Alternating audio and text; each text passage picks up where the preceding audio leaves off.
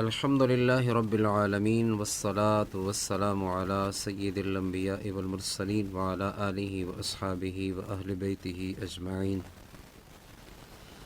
أما بعد فأعوذ بالله من الشيطان الرجيم. بسم الله الرحمن الرحيم. اللہ سبحانہ و تعالی اخبل پاک کلام مجید سے سورہ عنکبوت آیت نمبر 45 سے ارشاد فرمائی: بسم اللہ الرحمن الرحیم. اتل ما اوحی الیک من الکتاب واقم الصلاة ان الصلاة تنہا عن الفحشاء والمنکر ولذکر اللہ اکبر واللہ یعلم ما تصنعون.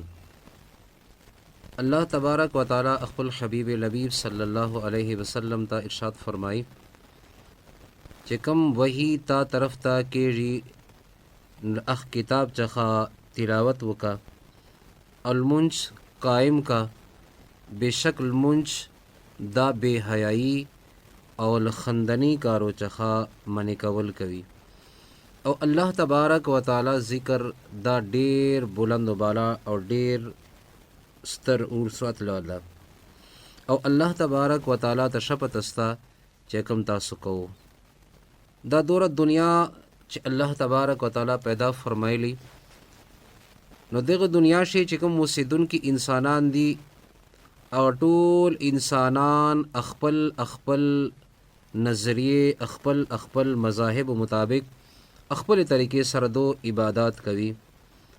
خو اسلام چې کوم عبادات حکم فرمایي آل ټول مذاهب چخه جلا یو شان لري. اسلامی عبادات شي چې یو سره غور وکي یو سره فکر وکي نو دې خبره باندې شپوي سي چې اسلامی عبادات له مقاصد چخه خالی نه دي.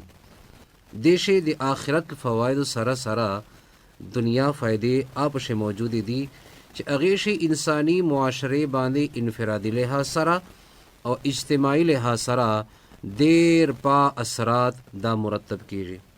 لکه صحت حفاظت تا ګورا، لکه د وخت پابندی تا ګورا، د بلو انسانان امداد تا ګورا، مساوات او برابری درس دغه شی موجود ده. طهارت پاکیزگی کا ظاهر سره تعلق ساتي او کا باطن سره آپ دغه شی موجود ده.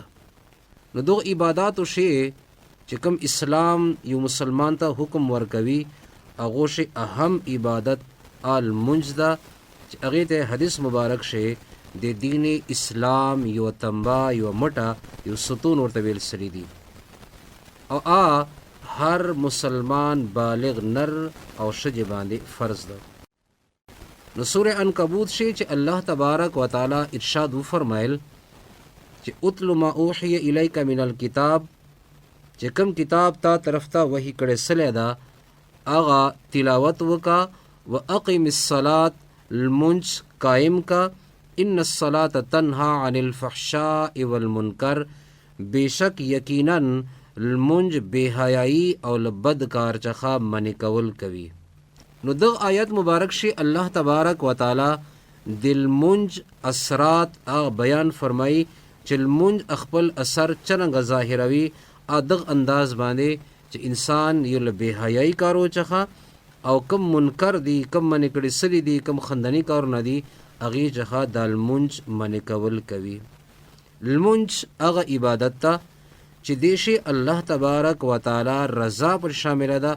لکه سورہ طه سے اللہ تبارک و تعالی فرمائی اقیم الصلاة لذکری ما یاد دے پارا المنج قائم مساتا او دا المنج نبی کریم صلی اللہ علیہ وسلم ارشاد فرمائی جعلت قرۃ عینی فی الصلاة ما دے پارا سترگو سڑوالیا پل مانج شیک شیر دل اسلام. اگرچہ اللہ تبارک و تعالی ذکر کولو بے زیاد انتہا طریقے راغلی دی خو المنج دغه ټولو طریقو شی یو اهم ذریعہ یو اهم طریقه ده چې هغې ول بیا فواید هغې ول اثرات هغې ول ثمرات دغسې نمونه زیات دي. لکه نمبر 1 المنج دپاره اهم شرط دا طهارت او دسته او یو سړی چې روزانه 5 ویرته طهارت یعنی اودس کوي گویا دې په ذریعه سره د خپل جان صفا ساتي او چې د جان صفا ساتي دوال جسم له جراثیمو څخه پاک وي او دغ او دس سره چې دول وجود سړیږي پنځه ټایمه نو دول اعصاب باندې کم تناو راځي کم ټینشن راځي هغه او دس سره کم سي. دغسې نمونه د لمونځ بل اثر چې د انساني په جسم باندې راځي دا چې لمونځ د موږ ډول عسکري او فوجي تربیت ښه کوي چې شمال مسجد ته سره لاړ سي جومات ته سره لاړ سي او هغلته جمع دپاره صفونه ودرېږي نو حدیث مبارک شي د صفو سیخولو او درست انداز باندې ساتلو حکم راغلی ده. نبی کریم صلی الله علیه و آله وسلم ارشاد فرمایل تاسو خپل صفونه برابر ساتو. درې ورته دا فرمایل ما د الله تبارک وتعالی په ذات قسم وی کچره تاسو خپل صفونه سیخ نو ساتل الله تبارک وتعالی به تاسو منشه پھوټ راولي او تاسو بزرنه سره یو بل چه بدل. او ظاهر خبره ده چې کله عسکر شي کله په فوج شي پھوټ سره رئیسي زړه یو نه به د هغه عسکر حال به بدحال وي. دغسې نمونه لمونځ د موږ نفسیاتي مسایل چې هغه موږ انسان پرې پریشانی لري هغې باندې اثر کوي چې هغو په ذریعې سره کوم انسان ټینشن ده کم انسان سټرس ده ذهني دباو ده اعصابي دباو ده هغې حل طرف ته انسان رهنمایي کوي. اسلام خو له ابتدا څخه د دغې طریقه شي چې دغې پریشانی حل دا په لمونځ ده.